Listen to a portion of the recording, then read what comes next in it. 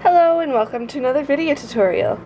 Today I wanted to stop in really quickly and show you how I made my door that was on my card that I made for the lawnscaping blog hop last week, the September the 9th. I'll put the picture of the card right here. And I got a lot of questions on it. I put how to do it in my post and a lot of people thought that was helpful, but I thought it would be even better if I showed you how to make it on video. So I'm starting out with a piece of white cardstock and I'm going to cover the entire thing in tea-dye distress ink and just be fairly liberal with it. Really get it covered so that no white is showing, because you want this is going to be the color of the crevices on your wood.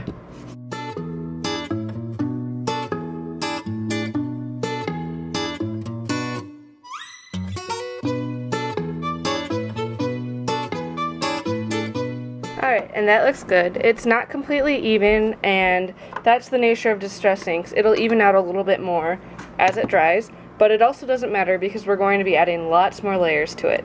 So the next thing that we're going to do is run it through our embossing with our embossing plate, and I'm using this from Paper Tray Ink. It's their wood grains impression plate, but you could use a wood grain embossing folder if you wish. I just really like this one from Paper Tray Ink.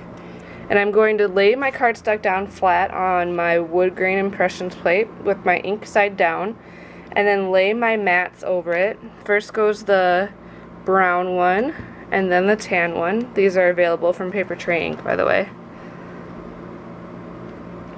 And then I just put it through my Big Shot. I have my first tab down, and then everything else is just normal. Sandwich my embossing sandwich here in between my two clear plates. Center it in my machine and then run it through. And it's a little bit of a tight fit, but trust me, it's worth it because the impression is really awesome. And then you take it out.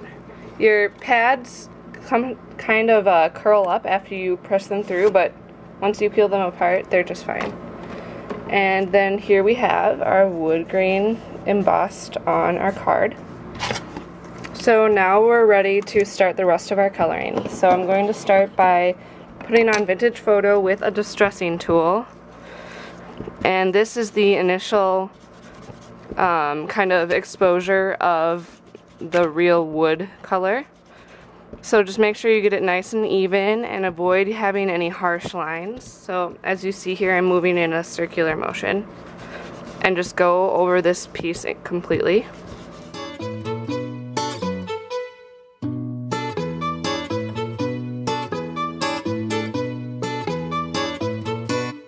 And now that I have the main wood color done, I can go ahead and add any score lines or anything like that to my piece. So I'm going to use my Martha Stewart scoreboard, and instead of making a door this time, I'm going to make a floor.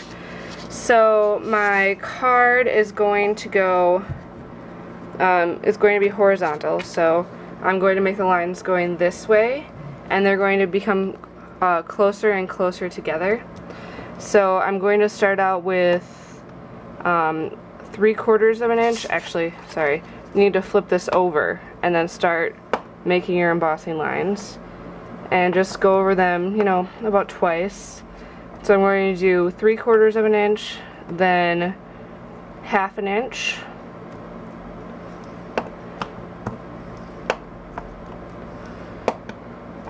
then 3/8, then 1/4, then 1/8.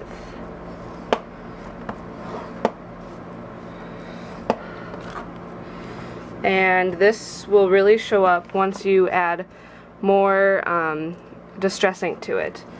And then you just need to kind of get down and see where you put your lines, and then you can kind of arbitrarily mark planks of wood and where they would end. And just go from line to line. Just try not to make the lines go past the ones that you've drawn horizontally.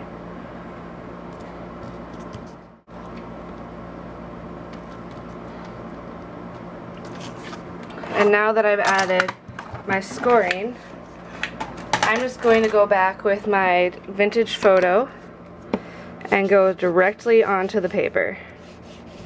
And this will really help the lines show up and will also really make that wood grain pop. And obviously I'll be cutting off this excess, but I can use that for another project, so I'm leaving it on and still treating it the same way.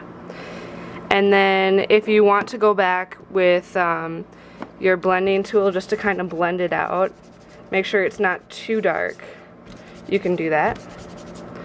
And then add some walnut stain distress ink around the edges if you choose. But I really like this kind of burnt look. So it's just a whole ton of brown, and I'm totally loving this look right now.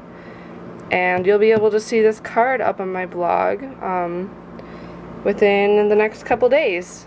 But I just wanted to stop in and share this technique with you now, creating this really cool wood color, and you can create this for an entire house or pretty much any type of card, especially a guy card. It would be great for this. So here's a picture of the finished inked piece, and I hope you enjoyed this really quick tutorial on how to make wood from plain white cardstock using some awesome distress ink that you know I love very much. For more information, check out my blog at brittaswiderski.com. I'll catch you again next time on another video tutorial.